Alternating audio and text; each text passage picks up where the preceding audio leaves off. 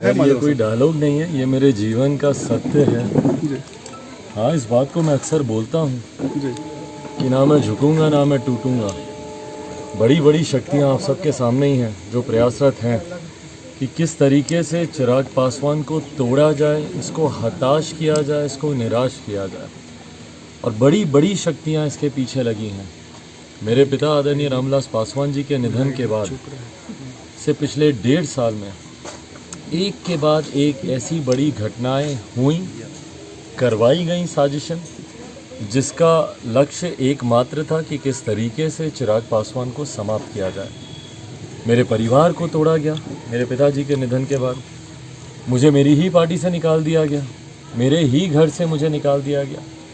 मेरे पिता की तस्वीर का, तमाम महापुरुषों की तस्वीर का जिस तरीके से अनादर किया गया, ये कहीं ना कहीं इसका लक्ष्य सिर्फ एक ही था कि चिराग पासवान को किस तरीके से तोड़ा जाए।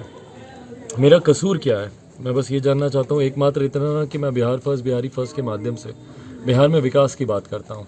मैं जात पात धर्म मजहब से उठकर मैं बिहार के विकास की सोच रखता हूँ। तो ऐसे में अगर आप सिर्फ इस वजह से मुझे टारगेट करके जिस तरीके से मुझे तोड़ने का, झुकाने का प्रयास कर रहे हैं, इसलिए मैंने कहा कि ये मेरे लिए डायलॉग नहीं है, मेरे जीवन का सत्य। और मैं आज से नहीं बोल रहा हूँ, इसको एक लंबे समय से बोल रहा हूँ। अगर आप इसको किसी फिल्म से जोड़ के देख रहे हैं तो उससे बहुत पहले से मैं बोल रहा हूँ। जब मेरे पिताजी का निधन हुआ था उस वक्त भी बहुत सी ऐसी ताकतें, शक्तियाँ लगी थी जो चुनाव के वक्त मुझे समाप्त करना चाहती थी। सत्य बोलता हूँ, गलत को गलत बोलने की हिम्मत रखता हूँ। किनके लिए था ये सब डायलॉग? तमाम उन शक्तियों के लिए जो मुझे समाप्त करना चाहती हैं, जिसमें कि सबसे प्रमुखता से तो हमारे प्रदेश के मुख्यमंत्री हैं, राजनीति से पहले नीतीश कुमार जी हैं। मैंने कहा कि भाई ये सबसे पहले तो ये उन्हीं शक्तियों के लिए है ना जिसमें मुख्यमंत्री नीतीश कुमार हैं, जो चाहते हैं कि बिहार में विकास कभी नहीं है, जिनकी सोच ही नहीं है भैया होती तो आज हमारे बच्चों को बाहर जाना पड़ता शिक्षा रोजगार। बीजेपी भी देखिए भाई, गठबंधन में जिनकी सरकार चल रही है, मैं मुख्यमंत्री नीतीश कुमार जी का जिक्र इसलिए करता हूँ, सहभागी सब हैं तो दोषी सब होंगे, पर उनका जिक्र मैं ज़्यादा इसलिए करता हूँ क्योंकि जो भी उनकी कार्यशैली को जानता है वो ये जानता है कि वो अकेले सब निर्णय लेने वालों में से हैं।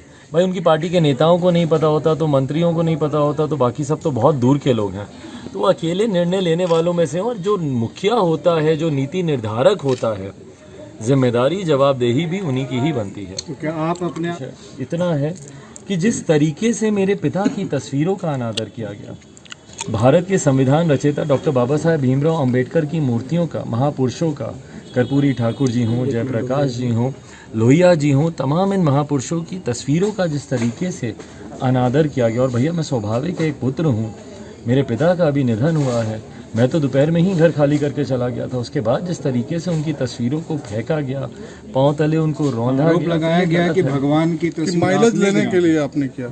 चाचा जी उनको बताएं, उनको जानकारी नहीं है क्योंकि वो उस दिन तो एकदम मौन में थे, उन्होंने तो ना देखा ना उन्होंने कुछ करने की ज़रूरत समझी।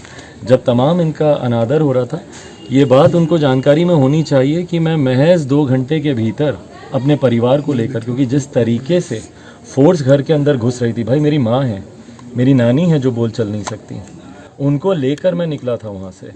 और दोपहर में वो तमाम वो विजुअल्स आप सबके कैमरे में हैं कि जब मैं वहाँ से मैं निकला था, क्योंकि इन्होंने कुछ किया नहीं और क्योंकि आक्रोश इतना ज़्यादा है। और मैं सिर्फ पासवान समाज की बात नहीं कर रहा हूँ, मैं सिर्फ अनुसूचित जाति की बात नहीं कर रहा हूँ। मेरे नेता किसी एक जाति विशेष के तो नेता नहीं थे। आप सब जानते हैं भैया कि किस तरीके से हर जाति, हर धर्म के लोग उनको मानते थे, उनसे प्यार करते थे।